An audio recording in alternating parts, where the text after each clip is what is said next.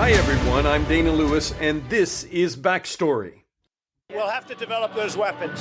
Unless Russia comes to us and China comes to us and they all come to us and they say, let's really get smart and let's none of us develop those weapons.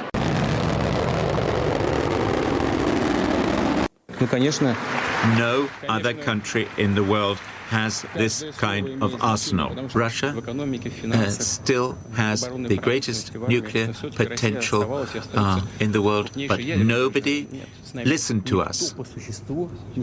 Now listen. We interrupt our programming. This is a national emergency. I call it the super duper missile.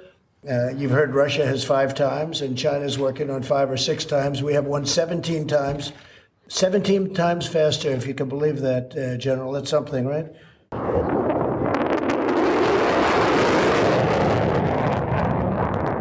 In this edition of Backstory, it is already an arms race.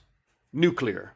Launch buttons in the hands of world leaders, one of them Donald Trump, who doesn't even seem to understand what he's been briefed on, but boasting anyway his missile is faster than Russia or China's. It sounds humorously adolescent, but this is serious and dangerous, and there is nothing good to say about more nuclear arms. The Kremlin has now come up with a policy paper called Nuclear Deterrence Policy Guidelines, spelling out the principles of Moscow's deterrence strategy. Escalation for de-escalation. What on earth does that mean? Well, the headline is that in the event of a military conflict, nuclear deterrence should prevent the escalation of hostilities and allow their termination on conditions acceptable to Russia and its allies. In other words, should Russian forces face the prospect of being defeated in a conflict with NATO, it would use tactical nuclear weapons. And this as key arms control agreements are being abandoned by Mr. Super-Duper Missile himself, Donald Trump. All right, joining me now, John Gower is a Rear Admiral who served the last 3 years until his retirement in 2014 as the Assistant Chief of Defense Staff, overseeing nuclear, chemical, biological in the UK Ministry of Defense. And Christine Parthemore is Chief Executive Officer of the Council of Strategic Risks, and Christine has experience in countering weapons of mass destruction, including within the US Department of Defense. Christine, if I can start with you, the Council on Strategic Risks bills itself as a nonprofit, nonpartisan security policy institute devoted to anticipating and analyzing and addressing risks. Are alarm bells ringing off the wall right now? Because it seems like security risks are increasing in all directions. Absolutely. Though this didn't start recently, we actually stood up the Council on Strategic Risks in part because I and our board members and many colleagues, including Admiral Gower, were, when I left government and then in the couple of years immediately after, increasingly concerned even in 2015, 2016. And so we stood up the council to all put our efforts toward that. Obviously, between coronavirus and rising concerns of biological weapons threats and what appears to be fully embracing arms racing mentality by our country and several others on the nuclear side, we think our work is more important than ever, unfortunately. In just the past few weeks, President Trump has talked about walking away from the Open Skies Agreement. John, maybe you want to take that because a lot of people are confused, but essentially it allows flights over other countries and over Russia with some 30 European countries, and supposedly to build confidence in security arrangements. What does it mean when you take it away or cancel it? Well, it's a confidence-building measure, and it's been in place. It's part of the broad range of non-nuclear security and confidence-building measures that were set up at the end, largely at the end of the Cold War, although they preceded the fall of the Berlin Wall, some of them, which were designed to reduce tension through openness. It does what it says on the can. Open Skies is a collaborative program between fundamentally the European and NATO nations and Russia and its allies to overfly on planned routes that are preordained in advance. I must say that President Trump's position is most confusing from a personal point of view. He started off his administration by playing down the importance of the US position in Europe. In fact, he made noises about NATO not being very much to his taste. And it's only the European forces of the US that are being flown over. So I think I'm confused by the position. I'm really distressed by another pull away by the US, I think it's pretty certain now. If you're distressed by that, then you must be, I shouldn't use the word ballistic, but you must be apoplectic when they talk about the Strategic Arms Reduction Control Treaty that's due to expire next year, and President Trump has said it's a bad deal. Well, I think actually people underestimate the conventional arms treaties and their confidence building. They're the bedrock. They're the foundation upon which the sort of trust that's necessary to do nuclear arms control and use reduction are based. So you cannot really have successful arms control in the nuclear domain if you are distrustful in the conventional domain. It just doesn't work that way. But I'm extremely distressed. In 2012, I think, was the high point. In 2012, we had negotiated. START was going well. We were looking at the next START. There were solid discussions in both Moscow and Washington at further reductions of strategic arms. INF had a few. The Intermediate Range Nuclear Forces Treaty had a few kinks and binds, but by and large it was holding and it was good, and the direction of travel was in a positive. And as part of that, and very shortly afterwards, there was unprecedented cooperation initially between Russia and the US, and then a whole range of countries in the removal and destruction of Syria's chemical weapon program, a major weapons of mass destruction removal.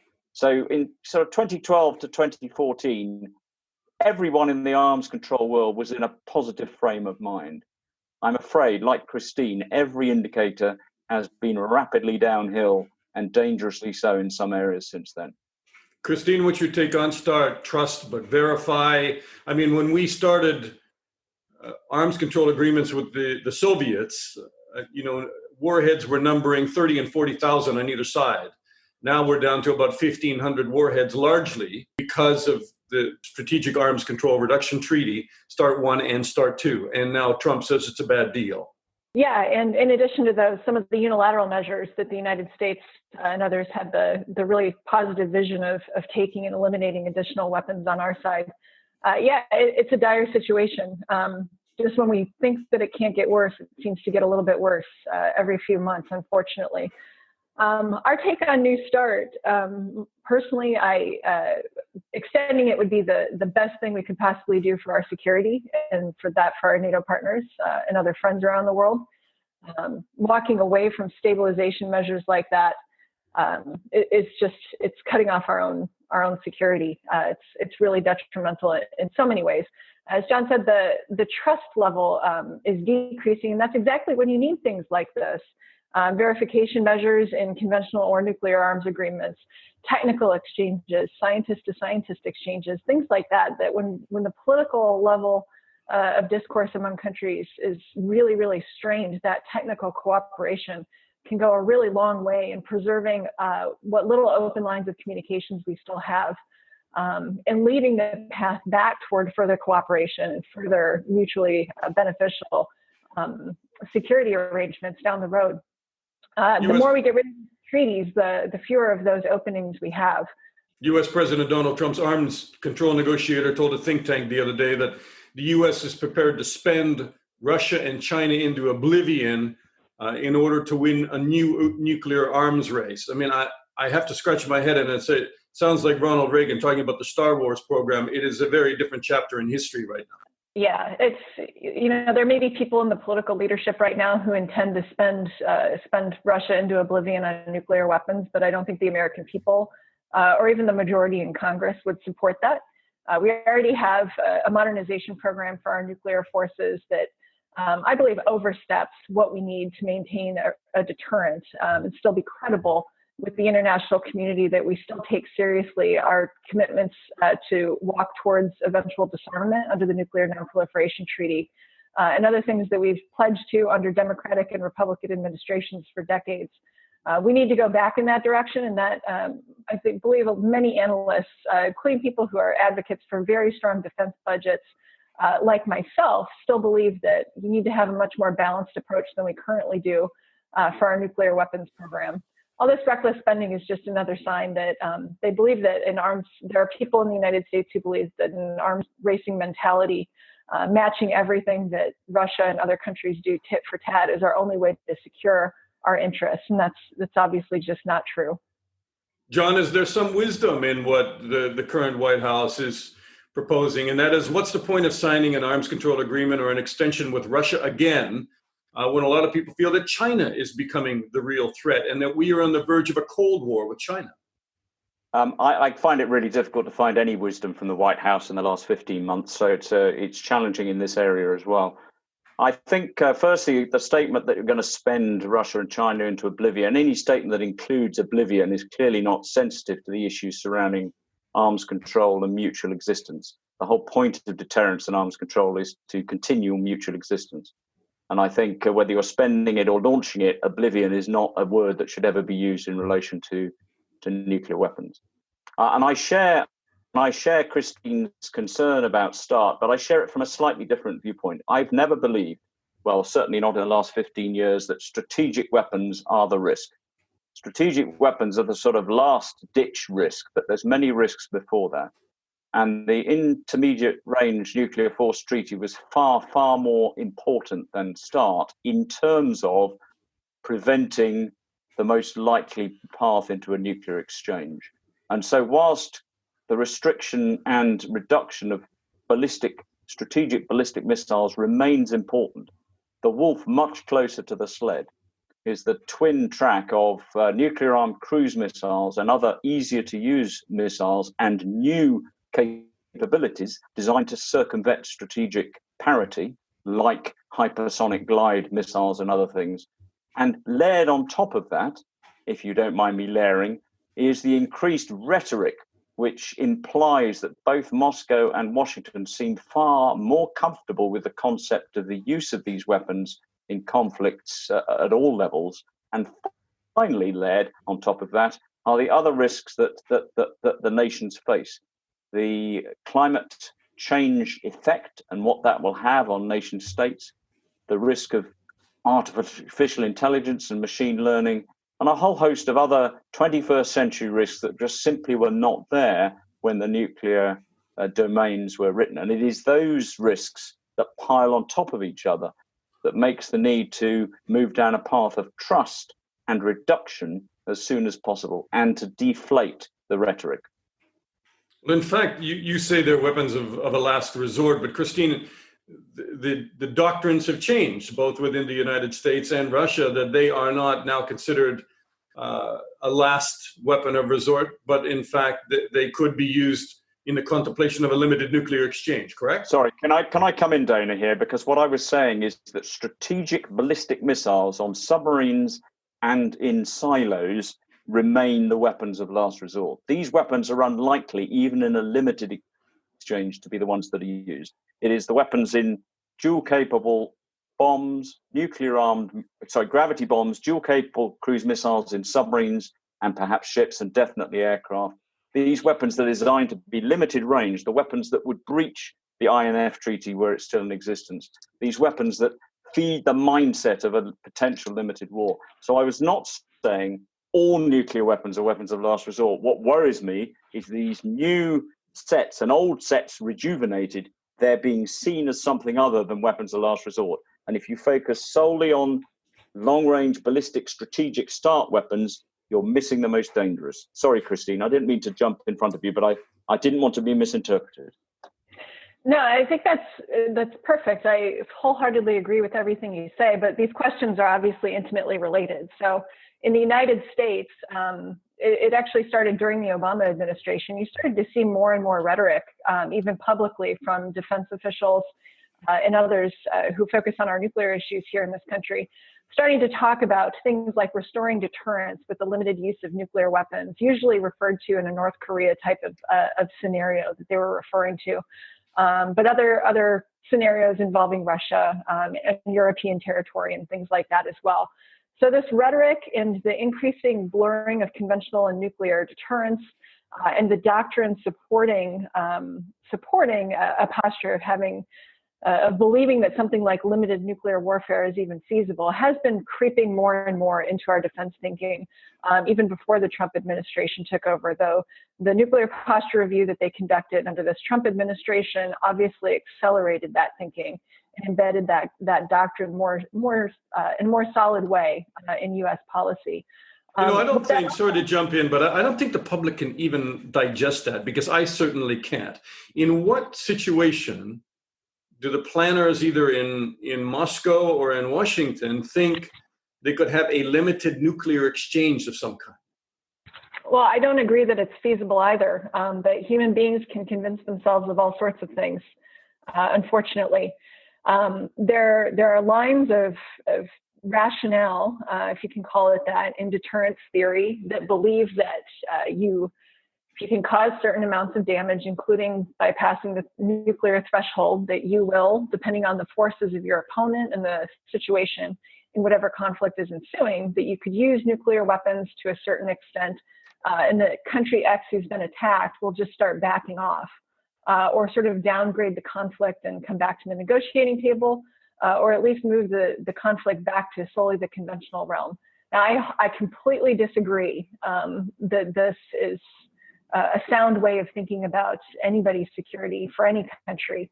Is that a fringe way of thinking, John, or is that mainstream? I mean, you've been in these planning rooms and running, war games, I guess, on nuclear different thresholds when the alarm bells start going off. I mean, seriously, is that mainstream planning, a limited exchange?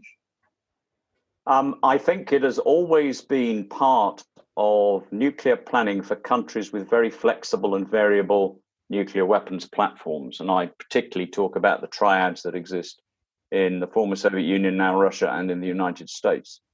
If you're going to generate a weapon system that fits a flexible mindset, you have to maintain a flexible mindset if you keep that weapon system going on. The United Kingdom had all of these weapons available to it at some point during its nuclear history. Now we have got rid of all of them, and we only retain strategic weapons held at the Prime Minister's express and sole permission to launch in our SSBNs. As we got rid of the weapons, we got rid of the mindset. We got rid of the generations who had that in their mindset. No one who's currently involved has that anywhere near their thought planning, and there is no planning going on. However, if you have the weapons, you must conduct planning to use them. Otherwise, why do you have them? So throughout your body politic, whether it is highly visible, as it is now, or lowly visible, as it was perhaps during the previous administrations, there has always been a cadre of people who must think they're going to use these weapons because they are training people to go out and do them every day. And so until you reduce the number and type of weapons, you will never remove this kind of mindset. And speaking as a European, my biggest challenge with this mindset is it is entirely feasible if you sit in Moscow or in Washington, when you talk about these limited war concepts, even in your internal discussions, essentially that's a code for fighting a nuclear war in Europe. And I think when you have the potential, when your mind has the potential and your capability has the weapons to exchange weapons that fall on neither of your homelands, that kill very few of your civilian population, let's set aside all of those in Europe, who do not directly affect your homelands, I think human nature is such that the threshold of use in those circumstances is less than that where your own homeland, your own capital, and your own lives are at risk. Christine, can I just very quickly ask you, because we're talking about all these different weapons, whether they be nuclear-equipped cruise missiles, which could be mistaken in a conventional exchange of missiles. Suddenly somebody thinks they're under nuclear attack. Trump is now bragging about a new super-duper weapon, to use his words, a hypersonic weapon of some kind. These seem like dangerous additions to the arms race. Absolutely. And this, again, circles back to what John was saying as well. Whatever our doctrine or our official declaratory policies are, what other countries see and what really shapes our attitude about how these weapons can be used both for deterrence but also potentially in conflict comes down to the types of specific capabilities that you're developing. And we're seeing just another racing mentality in this. So We had gotten rid of certain types of nuclear-armed cruise missiles, submarine-launched, for example, and had seemed to be pivoting away from air-launched nuclear-armed cruise missiles in the United States. We've pivoted back wholly in those directions, basically just saying, well, Russia's doing this, so we need to match them tit for tat, which is not a very sophisticated strategy, ultimately. You're seeing the same in hypersonics. I don't know what super duper missiles are. I don't think anybody in the world does. He may have been hinting at hypersonics, but really badly mistaking the details. Whatever the missiles are, the types and different variety of capabilities that you're building into the system, again, shapes planning and shapes how people think about these weapons in a political way. And this is where we're getting into a more and more dangerous cycle, both within our country and then with regard to Russia and China and others as well.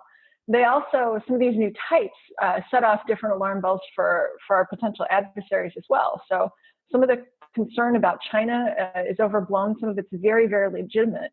But we need to recognize that when we're building in additional new capabilities to US weapon systems that are publicly known to any other country, countries like China, for which having a second strike capability is really core to their nuclear doctrine, and also why they have curtailed their own programs in terms of developing a wider range of different nuclear capabilities, or really ratcheting up the numbers way, way higher than they have to date, but that they're certainly capable of. When countries like the United States start adding these new capabilities, such as hypersonics, certainly, but again, from my perspective, I think air-launched nuclear-capable cruise missiles, where, incoming to a country such as China, it would not be clear if they were conventional or nuclear until they landed. Whatever we do going forward, getting back from this, and again, it pertains to New START. New START should be kept for sure, but it's not sufficient. We have for years now needed to start working on what can future arms control agreements potentially look like that may include other countries. They may not even involve the United States. You could see different potential options being stabilizing in South Asia, for example, that might not necessarily need to involve the United States. But we need to start thinking about, from our perspective, all of us who want to curtail this behavior, we need to start developing options for future arms control arrangements that would target these especially dangerous capabilities that the United States and others have been building into their nuclear arsenals, and kind of take an approach that way. Again, similar to INF, focus on the types of weapons that are most likely to be accidentally used or misunderstood or trigger a miscalculation, or drive this sort of we can escalate and then go back mentality among our countries. Okay, so you're all ex-insiders. You understand the need for arms control. You believe in it. You're now dedicating your time to speaking out about it around the world. But if the American president is pushing an arms race and promoting an arms race, let's take him at his word, maybe it's just his negotiating position. How do you go around the president of the United States or pull him somehow with you to get them to understand, look, this is getting critical, this is getting extremely dangerous, and we need like some of the things you guys have written about, proposed codes of responsibilities and finding new mechanisms to bring the temperature down. You're absolutely right. I think that the rhetoric is important. Using words like super duper when you're talking about nuclear arms is just unhelpful. It belongs in kindergarten and not at the negotiating table.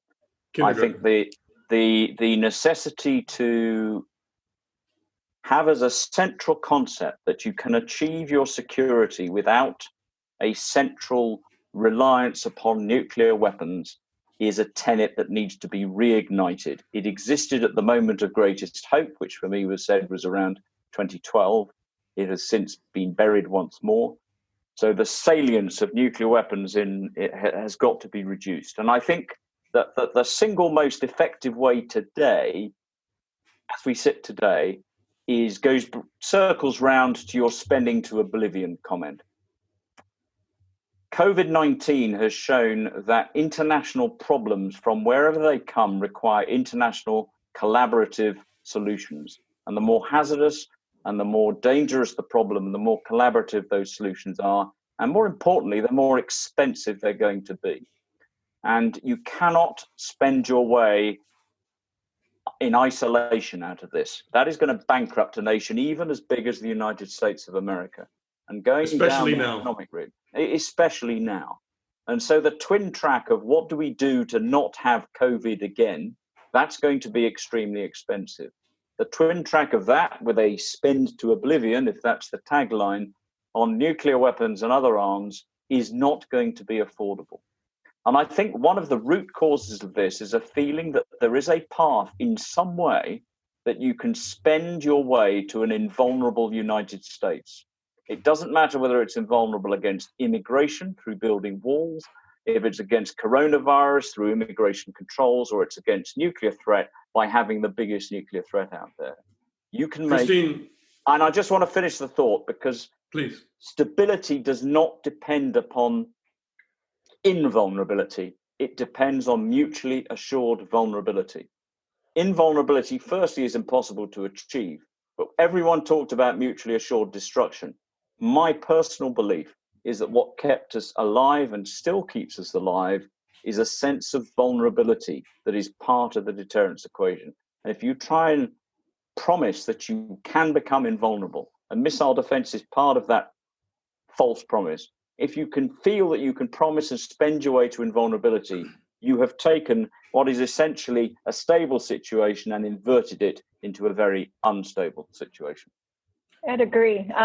Just to build a little bit in answering your question on that as well. So for all the reasons that he just stated, we can't give up, even if it seems like President Trump is not going to change his mind regarding these issues.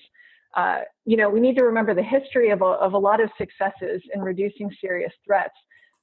The work to develop those options, even if you don't know when it's going to occur, a lot of that occurs before it's politically feasible to actually execute those things. So with the Intermediate Range Nuclear Forces Treaty, there are technical experts in our national labs and elsewhere who are developing what became those options.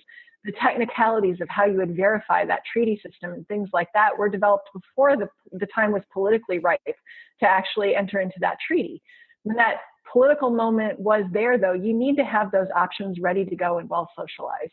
And I think that it's really important. It may be up to us for right now in civil society to do that on the nuclear arms control issues, but we need to keep those wheels turning and really flesh out what options would, if new political leadership comes in or President Trump were to change his mind if he's reelected, you need to have those options ready to go and well understood, the verification elements and technicalities sort of thought through already to make those things, it brings them to life and makes them feasible. We saw the same thing with Syria on the chemical weapons elimination work. In the Defense Department, that time it was within government and working with our UK counterparts and so many others. We were all thinking through different contingency options before there was any political opportunity to remove those weapons. When the diplomats were able to sort of reach a breakthrough and create that political opportunity, we had already, in many of our countries and working with the OPCW, we had already worked out, in different scenarios, what would we physically do to move the stuff and get it out of the country and get it destroyed in a treaty compliant manner. And that took years of work of pre-planning when there was no political chance whatsoever that it was going to actually be used. But then that was ready to roll as soon as that political moment came along.